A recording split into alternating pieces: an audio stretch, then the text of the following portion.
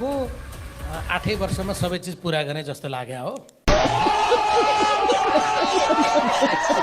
तर रङ्गशाला चाहिँ घाँटीमा अड्क्यो कि क्या हो? एउटा नेताको छोरी पनि म माथि ट्याग छ के नेताको छोरी ट्याग होइन, तपाईँ नेताकै छोरी हो।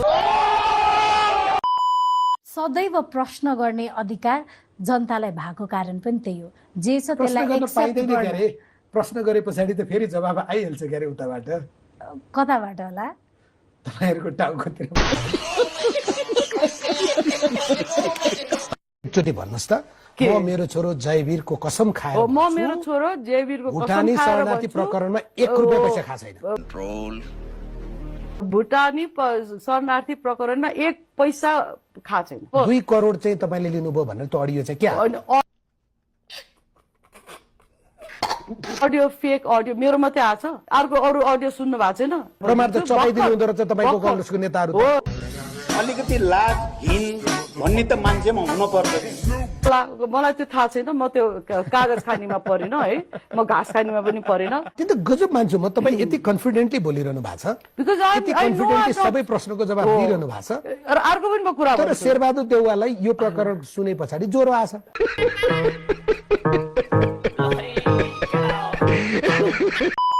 किन चाहिँ प्रधान कार्यालयमा तपाईको केही महानिरीक्षक त पदमा बहाली रहँदा नेताको घरमा नजराना बोकेर फलफुल बिस्किटदेखि लिएर चकलेट बोकेर गएको धेरै पटक यही आँखाले देखाएको छ।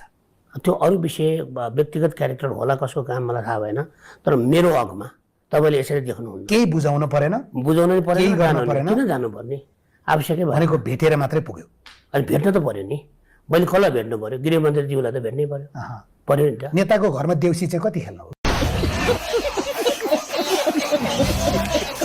तीन कुनै घटना जसरी घट्यो त्यसमा प्रहरी महानिरीक्षक दीपक थापाको कमजोरी भयो?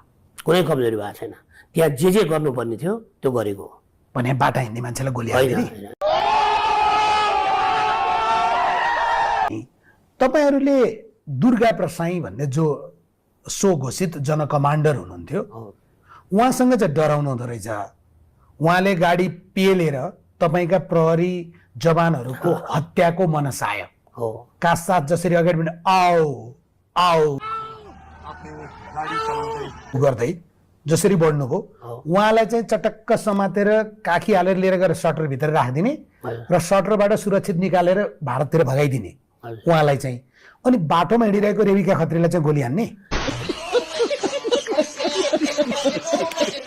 नवराज सुवेदीको घरमा उहाँलाई हाउस एरेस्ट राख्ने निर्देशन चाहिँ कसको? हामीले हाउस एरेस्ट राखेको छैन, लिगली रूपमा त्यो गरेको पनि छैन। 12 जना प्रहरी चाहिँ लिएर गएर त्यहाँ के गट्टा खेलाको? मेरो खराब पानी छ, मेरो खराब यो जुन मनबाट भनिरहनु भएको छ स्पष्ट रूपमा व्यवहारमा त्यो देखियोस्, तर प्रहरी क्या प्रश्न? अर्को प्रश्न, पानी खाने भए खानु हो किन खानु? मेरो इलाका पड्किन्छ। रवि लामिछानेजीको संलग्नताका सन्दर्भमा पहिलो जाहेरी, दोस्रो जाहेरी दर्ता गरेको वा नगरेको अदालतमा विचाराधीन यी विषयमा प्रतिनिधि सभा बाँडिएको थियो, हामी बाँडिएका थियौँ। तपाईहरु त्यो जाहेरी छ कि छैनमा बाँडिया होइन, भाग कसले खानेमा बाँडिएको। थापालाई कसरी चिन्छन् भने यो अनुहार यो शरीर तपाईको हो, यो अनुहार यो शरीर तपाईको हो, यहाँ भित्रको आत्मा केपी ओलीको हो भनेर चिन्छन्। गजब बेइज्जती है। तर कम्युनिस्ट पार्टीको लोकतान्त्रिकरण सुरु भयो तपाईले भन्दै गर्दा त्यस पछाडिको 30 वर्ष हेर्नुस् त। ल म एमाले नै भन्छु है, हामी नै हो भन्नुभएको छ नि। तपाईको पार्टी लोकतान्त्रिक छ? हाम्रो पार्टी सबभन्दा लोकतान्त्रिक छ अहिले पनि। तपाईले सोचेको जस्तो लोकतन्त्र भने के बोलाइदिने हो? तपाईले सोच रवि लामिछाने नभएको भए तपाई आजको दिनमा पनि मेगा अस्पतालमा या अन्त कतै सेतो एप्रोन लाएर बिरामी जाँच्ने बाहेक अर्को तपाईको हैसियत हुन्थ्यो?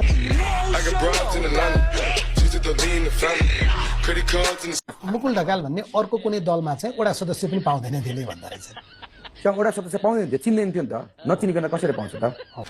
तू समझा? हाँ नहीं तू समझा नहीं।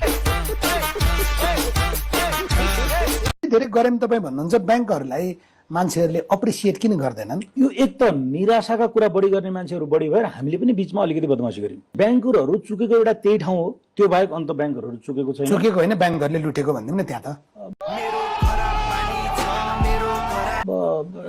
जानकारी नदिकन लुटे त। जानकारी गरेर पनि गर्न पाइँदैन थियो। जानकारी गरेर पनि आजको व्यवस्था के हो त भन्दा, म तपाईँको यति पपुलर कार्यक्रम मार्फत सचेतनाको लागि पनि के भन्छु त भन्दा, आज ब्याङ्कहरूले बेस रेटमा जति प्रिमियम तोकेको छ त्यो कस्टमरको सहमतिमा पनि रिन्युअल भन्दा पहिला चाहिँ बढाउन पाइन्न। ब्याङ्करहरूको अनुहार हेर्दाखेरिमा चाहिँ ऐना अगाडि उभिँदाखेरिमा चाहिँ तपाईँले भनेको इमान्दार देखिन्छ कि उही चोर बाख्रो देखिन्छ? गिरिजा बाबुले नै मलाई चाहिँ अझ अगाडि बढ्नुहोस् भनेर प्रेरित गरिराख्नुहुन्थ्यो। त्यो कुरा मैले धेरैचोटि भनेकै छु, रियल कुरै हो त्यो। अच्छा, अलिक मान्छे मारिदिनुहोस् भन्नुहुन्थ्यो।